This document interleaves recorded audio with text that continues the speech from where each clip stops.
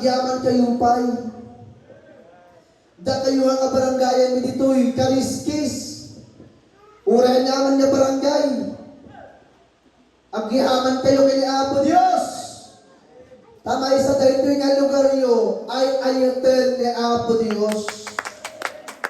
Hindi ba ituro sa inyong reliyon yan? Sa inyong sekta denominasyon yan? Pamay Diyos ganto na tumalaw sa lugar ninyo. Agyaman kayo ta, napasyaran ta kayo. Hindi ba ituro sa inyong reliyon yan? Na kayo maging mapagpasalamat? Sana ayaw nga ituro tayo takanyayo? Da kayo nga, kayo naabot ang tinig na ito. Hindi ba kayo naturuan sa inyong reliyon? Katolik at Iglesia ni Cristo, Trinidad Baptist, hindi ba naturo sa inyo? Magpasalamat, ang yaman. Kung naituro sa inyo yan, agyaman kami brother, sister, nakadaan kayo ito'y lugar ni. Nagadayo nga lugar, liblib nga lugar. Nung naisunong kumatay takanyayo, ayan ang itatatako sa isip ninyo.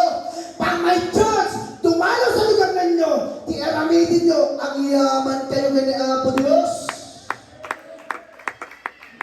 Ang tao kasi hindi saan agyam-yaman kay Apo Diyos. Niya, agreklamo.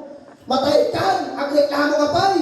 Agreklamo ka, lumaban ka kay impyerno. Sama mo na sa lakan, sama mo na pagsirbihan ni Apo Diyos. Lumatay ka kahit akarawang, mapalit tayo impyerno. Impyerno sa niya, matay apoy na. At dapat igis na. Kami ayaw namin sa impyerno. Kayo maaming mga babayan, sa lahat ng nabot ng tinig na ito, ayaw namin kayo ay mapunta sa impyerno. Ang gusto namin, may paagi sa inyo. Ang salita ng Diyos, kung kayo matiniwala sa sapalantayan, kayo ay maliligtas. Everybody praise the Lord.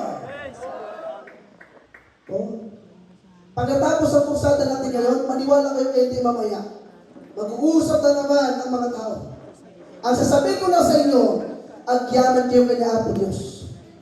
Yung mga nanay, mga tatay nga, umabot sa 50 years old, 60 years old, senior citizen na, 70 years old, 80 years old, nagpapasalamat sa Diyos, agyaman kay Apo Diyos na, pinatindog ni Apo Diyos na gitibiyag na. Kanya, may karoon, magsilbi ka kay Apo Diyos, masarakang tipudno, agyaman ka lang ta. Abay, marigna iti ayat ni Apo Diyos, agsangit ka, ang tintintay taluwang, hallelujah, luluwag ka kapsat na mahal, bakit namin na mahal, ang presensya ng Diyos may papat